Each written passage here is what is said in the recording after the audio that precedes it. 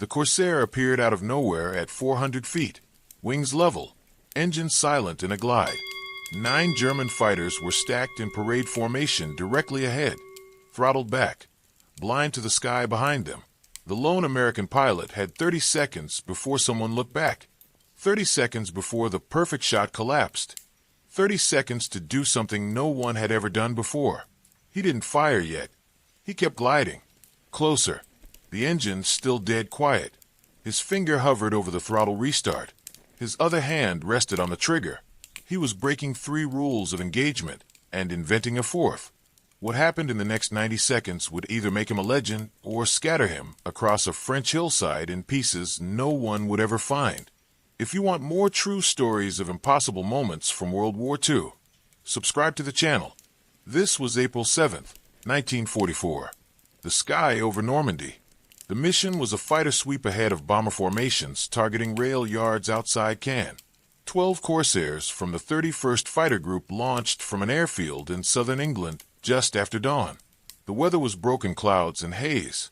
Visibility was poor below 5,000 feet. Perfect conditions for ambush. Perfect conditions to disappear. Lieutenant David Kincaid was flying Corsair number 9 in the formation. He was 24 years old. He had grown up in the forests of northern Michigan, where his father ran a hunting guide service. Kincaid had spent his childhood learning to track deer through heavy timber.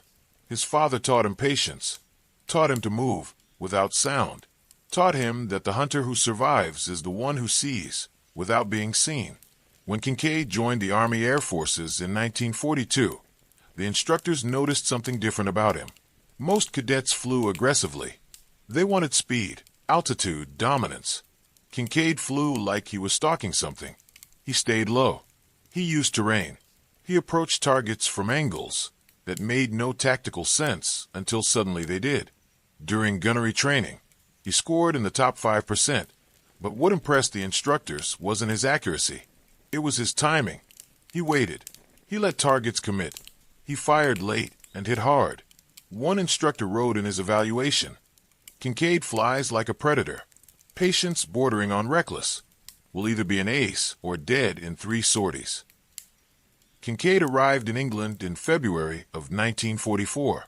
The veterans in the squadron looked at him and saw another rookie who would need 6 missions to figure out how to survive. They weren't cruel about it.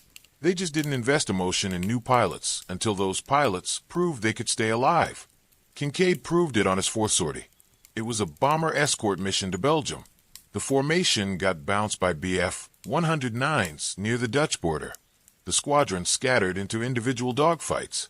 Kincaid got separated from his wingmen. 2 109s locked onto him.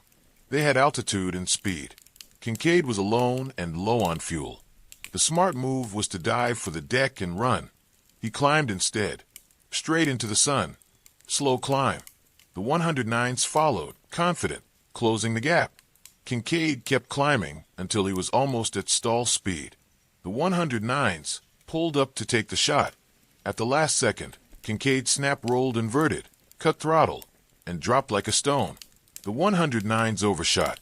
Kincaid dove past them, rolled upright, lit the throttle, and was gone before they could reverse. He landed with 5 minutes of fuel remaining. The squadron operations officer called him into the debriefing hut and asked him where he learned that maneuver. Kincaid said he didn't learn it anywhere. He just thought about what a deer does when it's cornered. It doesn't run straight. It cuts hard and uses the terrain. Same principle. The operations officer stared at him. "You're comparing a dogfight to hunting deer?" "Yes, sir." "That's insane." "Maybe, but I'm still here." The officer dismissed him, but word spread. The other pilots started calling him the Ghost because he had a habit of disappearing during engagements and reappearing somewhere no one expected. Kincaid didn't mind the nickname. He kept flying the way he flew. By April, he had logged 23 combat sorties and scored 2 confirmed kills. Both kills came from ambushes. Both times, he had used terrain and clouds to stalk his targets before striking. He was methodical, patient, the opposite of the aggressive, high-speed fighter pilot doctrine the Air Force preached. On April 7th, that patience paid off in a way no one anticipated. The mission brief that morning was routine. Fighter sweep over northern France. Clear the airspace ahead of the bomber stream. Engage targets of opportunity. Stay in pairs. The weather report warned of low clouds and poor visibility below 4,000 feet. The group commander emphasized staying above the soup. Don't go below 3,000 unless you're chasing a kill, he said. And even then, think twice. Kincaid's wingman was a lieutenant named Briggs. Briggs was solid, dependable, but he flew by the book. He liked altitude. He liked speed. He didn't like Kincaid's habit of dropping low and disappearing into cloud banks. Before the mission, Briggs told Kincaid to stay close. Don't go ghost on me today, Briggs said. Kincaid nodded, but didn't promise anything. The 12 Corsairs crossed the channel at 8,000 feet. The sky was gray. Clouds stacked up in broken layers from 2,000 to 6,000 feet. Visibility above the clouds was decent. Below it was a maze. The formation cruised over the French coast at 0930 hours. The radio was quiet. No enemy contact. No bombers yet. At 0945, Kincaid saw something. A glint of metal. Low. Maybe 2,000 feet below the formation. He keyed his mic lead. This is 9. Possible contact low. 2 o'clock. The flight leader's voice crackled back. 9, confirm altitude. Estimate 2,000 feet. In and out of clouds. Negative. Stay with the formation. Could be friendlies. Kincaid didn't think they were friendlies. Friendlies didn't fly that low in hostile airspace unless they were in trouble. And if they were in trouble, they'd be calling for help. The radio was silent. He made a decision. He broke formation. 9 breaking low to investigate. 9 negative. Stay with. Kincaid rolled left and dove. Briggs hesitated for 2 seconds, then followed. The Corsair dropped through 6,000 feet. 5,000. The clouds swallowed them. Gray mist streaked past the canopy. Visibility dropped to 0. Kincaid flew on instruments. Altimeter unwinding. Airspeed building. He leveled out at 3,000 feet and broke through the bottom of the cloud layer. Empty sky. He scanned left and right. Nothing. Maybe he'd been wrong. Maybe it was a reflection. He was about to climb back up when Briggs's voice cut through the radio. Kincaid, 10 o'clock low. I see them. Kincaid looked. There. A formation of aircraft, maybe 1,000 feet below, flying west. He counted them. 9 planes. Single-engine fighters. The silhouette was wrong for Allied aircraft. 2 angular. Squared-off wings. Focke-Wulf 190s. 9 of them. Flying in a tight echelon formation. Throttled back. Cruising. They looked like they were heading home from a mission. Relaxed. Confident. No one was checking their 6. Kincaid's pulse spiked. 9 targets. 2 Corsairs. The math was bad. The doctrine said to climb. Call for help. Wait for the rest of the squadron. Engage only with numerical advantage. But Kincaid wasn't thinking about doctrine. He was thinking about angles. About position. About the fact that those 9 Focke-Wulfs had no idea he was here. He keyed his mic. Briggs, stay high. Cover me. Cover you? Kincaid, there's 9 of them. I know. We should call it in. Wait for. No time. They'll be gone in 2 minutes. Stay high. If I get in trouble, break them up. Briggs didn't respond immediately. Then, you're out of your mind. Probably. Kincaid rolled the Corsair inverted and pulled the nose down. The fighter dropped into a steep dive. He kept the throttle back. No need for speed yet. He needed stealth. He needed to close the distance without being seen. The Focke-Wulfs were still cruising west, unaware. Kincaid angled his dive to come in directly behind them. Dead astern. The worst angle for them to spot him. He dropped through 2,000 feet. 1,500. The Focke-Wulfs were straight ahead now, 500 feet below, still in formation. He could see the exhaust stains on their cowlings. He could see the black crosses on their wings. He was less than a mile back. Still no reaction. He pulled the throttle all the way back. The engine note dropped to a low rumble. The Corsair slowed. He was gliding now, descending in near silence, closing the gap. The wind whistled past the canopy. His breathing was steady. His hands were calm. This was the moment his father had taught him about. The moment when the hunter stops moving and lets the target come into range. 1,200 feet back. 1,000 feet. 800. Still no reaction from the Germans. Kincaid's thumb moved to the throttle restart button. His finger curled around the trigger. He was now 400 feet, directly behind the formation. Close enough to see the individual pilots in their cockpits. Close enough to count rivets on the tail surfaces. Close enough to kill. He picked his first target. The rearmost Focke-Wulf on the left side of the formation. Echelon left position. The pilot was probably the youngest, the least experienced. The one who would panic first when the shooting started. Kincaid centered the gun sight. 650 caliber guns pointed at the 190's engine. His finger tightened on the trigger. He took a breath. Held it. Then he fired. The 6 guns lit up in sequence. Tracer fire poured out in a concentrated stream. The sound was deafening. The Corsair shook. Spent casings tumbled past the cockpit. The tracers walked straight into the rearmost Focke-Wulf's engine cowling. Metal exploded. Fire erupted. The 190 nosed over and fell out of formation, trailing a curtain of black smoke. Kincaid didn't watch it fall. He was already moving. He shoved the throttle forward and pulled right. The engine roared to life. The Corsair surged forward. He swung his nose toward the second target. Another Focke-Wulf, left side, number 2 position. The pilot had just realized they were under attack. He started a turn. Too late. Kincaid fired again. Short burst. 2 seconds. 50 rounds. Half of them hit. The Focke-Wulf's canopy shattered. The plane rolled inverted and spiraled down. 2 down. 7 left. 5 seconds elapsed. The German formation exploded into chaos. Pilots broke in every direction. Some climbed. Some dove. Some turned hard left. One froze and kept flying straight. Kincaid picked that one. He pulled lead and fired. Tracers ripped through the 190's wing root. The wing folded. The Focke-Wulf tumbled out of the sky like a broken toy. 3 down. 7 seconds elapsed. The remaining 6 Focke-Wulfs were scattering fast now. Kincaid had to choose. Chase one and lose the rest, or stay in the middle and take what he could get. He stayed in the middle.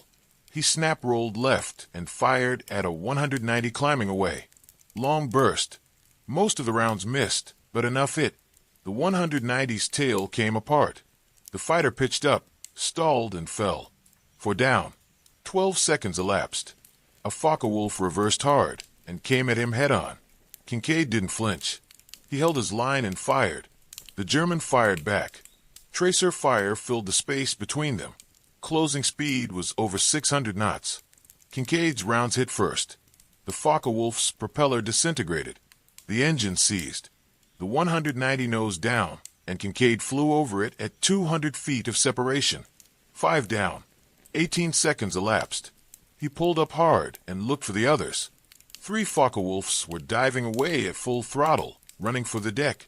One was climbing into the clouds. One was directly above him, rolling into a firing position. Kincaid saw him too late. The Focke-Wulf dove and fired. Cannon rounds stitched the air, just behind Kincaid's tail. He broke left. The 190 followed. Kincaid chopped throttle and pulled into a tight turn. The 190 stayed with him. The German pilot was good, experienced. He wasn't panicking.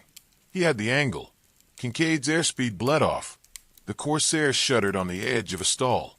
The Focke-Wulf closed to 300 yards.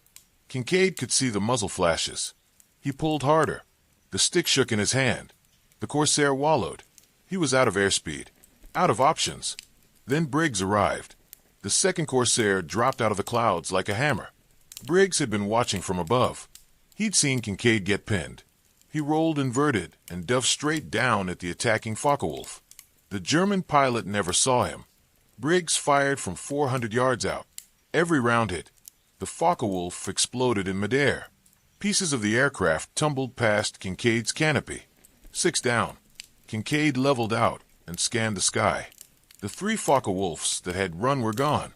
The one that climbed into the clouds was gone. The sky was empty except for falling debris and smoke trails. It was over. Kincaid checked his fuel. Still good. He checked his ammo. Two guns empty. For guns still loaded. He looked over at Briggs, who had pulled up alongside him. Briggs stared across at him through his canopy. Even through the goggles and oxygen mask, Kincaid could see the disbelief. Briggs keyed his mic. What the hell just happened? Kincaid's voice was calm. We ambushed them. You ambushed them. I just saved your ass.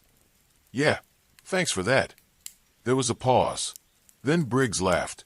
It was a short, incredulous sound. 6. You splashed 6 of them in less than 30 seconds. 5. You got the 6th. Nobody's going to believe this. Probably not. They climbed back through the clouds and rejoined the squadron. The flight leader demanded an explanation. Kincaid gave a brief summary. The leader said they'd sorted out in debriefing. The formation turned for home. They landed at 1100 hours. The debriefing hut was packed.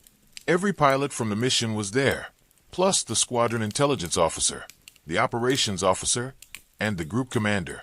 Word had already spread. 2 Corsairs had engaged 9 Focke-Wulfs. 6 confirmed kills in under a minute. Nobody believed it. The intelligence officer started with Briggs. Lieutenant, walk us through what you saw. Briggs described the engagement from his perspective. How Kincaid had broken formation. How he'd followed him down through the clouds. How Kincaid had stalked the German formation in a glide with his engine throttled back. Why? Sound. A Corsair at full throttle can be heard from 2 miles away. At idle, in a descent, it's nearly silent. They never heard me coming. The room went quiet. The group commander leaned forward. His name was Colonel William Strickland. He was a combat veteran with 30 years in the service. He had flown biplanes in the 20s and P-40s in North Africa.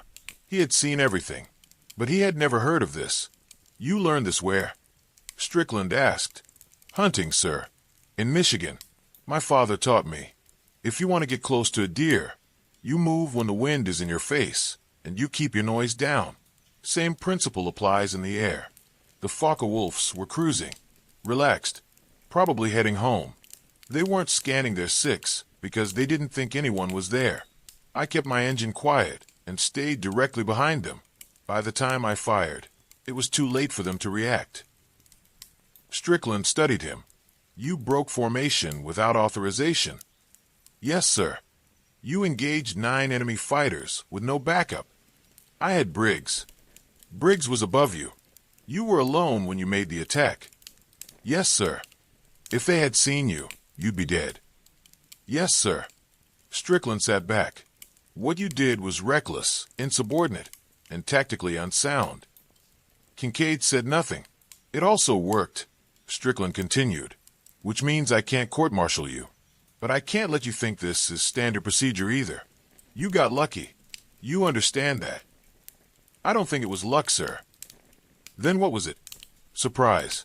They didn't know I was there until I fired. That's not luck. That's execution. One of the other pilots, a captain named Harris, spoke up. With respect, sir, what Kincaid did is something we should be studying. The Germans expect us to come in fast and loud. High speed, high altitude, hit and run. That's our doctrine. But doctrine gets predictable. The Germans know it. They plan for it. Kincaid did the opposite. He went low. He went quiet. He got inside their formation before they even knew he was airborne. That's not luck. That's tactics. Strickland looked at Harris, then back at Kincaid. You think this can be replicated? Kincaid nodded. Under the right conditions. Low clouds. Poor visibility. A target formation that's not actively scanning. You need the element of surprise. But yes, it can be done. What do you call this maneuver? Yes, sir. One more thing. You're being promoted to captain. Effective immediately. Kincaid blinked. Sir, 6 kills in 1 engagement. Whether I like how you did or not, that's a record for this squadron. You've earned it. Congratulations. Kincaid was transferred to Scotland on April 12th. The test unit consisted of 4 experienced pilots and 2 instructors from the Fighter Tactics Training Center. They spent 5 days running simulations. 1 Corsair would approach a formation of 4 friendly fighters from below, engine at idle, attempting to get within firing range undetected. It worked 3 out of 5 times. The 2 failures occurred when the enemy formation happened to have a pilot who checked his 6 at the wrong moment. But the 3 successes were decisive. In each case, the stalking Corsair got within 500 feet before being detected. In one test, the pilot got close enough to simulate 3 kills before anyone reacted. The test unit's report was cautiously optimistic. The Ghost Strike was viable, but it required specific conditions and a high degree of pilot skill. It was not recommended for novice pilots. It was best used in low-visibility environments against formations that were not actively engaged in combat. The report was classified and distributed to fighter group commanders across the European theater. It was taught as an optional tactic at advanced fighter schools. Some pilots tried it. A few succeeded. Most never found the right conditions. But word spread anyway. On May 2nd, a P-51 pilot from the 352nd Fighter Group used a Ghost Strike approach to ambush a formation of Bf-109s over Bavaria. He splashed 2 before the formation scattered. His after-action report cited Kincaid's original engagement. On May 18th, a Thunderbolt pilot used a tactic to stalk a lone Ju-88 bomber flying low over the North Sea. He closed to 300 feet before firing. The bomber never saw him. On June 3rd, 2 Mustangs worked together to execute a modified Ghost Strike against a formation of 8 FW-190s near Berlin. They approached from below in a shallow climb. Engines throttled back, using cloud cover. They got within 600 feet before opening fire. They splashed 4 and scattered the rest. The Ghost Strike was becoming part of the tactical lexicon. Kincaid returned to his squadron in late April. He flew 18 more combat missions before the end of May. He scored 3 additional kills, bringing his total to 11. He was awarded the Distinguished Flying Cross in June. The citation mentioned his innovative tactics and exceptional courage under fire. He made the decision. He dropped into a dive, throttled back, and went silent. The Focke-Wulf was focused on the bomber. The German pilot never looked back. Kincaid closed to 200 feet. He fired. The Focke-Wulf exploded. Kincaid pulled up, waggled his wings at the bomber crew, and turned for home. He landed with 3 minutes of fuel remaining. The bomber made it back. The crew survived. 2 weeks later, the pilot of that B-17 tracked Kincaid down and bought him a drink. "You saved 10 lives," the pilot said. "I don't know how you got that close without him seeing you, but thank you." Kincaid nodded. "He was focused on you. That's all. Still, thank you." By July, the Allied armies were racing across France. The Luftwaffe was in retreat. Fighter missions shifted from air superiority to ground attack. Kincaid flew close air support, strafing convoys and rail yards. It wasn't the same as air-to-air combat, but it needed to be done. On August 3rd, he was grounded. Not for anything he did wrong. He had simply reached his mission limit. He had logged 231 combat hours. His tour was complete. The Air Force sent him home. He protested. Strickland refused. "You've done more than enough," Strickland said. "Go home. Train the next group. Make sure they know what you know." Kincaid left Europe in mid-August. He arrived in the States and was assigned to a fighter training base in Arizona. His job was to teach advanced tactics. He taught energy management, situational awareness, and stalking techniques. He taught the Ghost Strike to anyone who would listen. The war in Europe ended in May of 1945. The war in the Pacific ended in August. Kincaid remained in the Air Force. He transitioned to jets in 1948. He flew F-80SIXS in Korea. He made Major in 1953. He made Lieutenant Colonel in 1959. In Korea, he used variations of the Ghost Strike twice. Both times, he stalked enemy formations at low altitude, using terrain to mask his approach.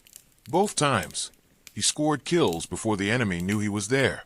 He retired in 1965 after 23 years of service. He moved back to Michigan. He bought a cabin in the woods and spent his retirement hunting and fishing. He rarely talked about the war. When people asked about his 11 kills, he gave short answers and changed the subject. If you enjoy real World War II stories, where skill and courage change history, subscribe for more.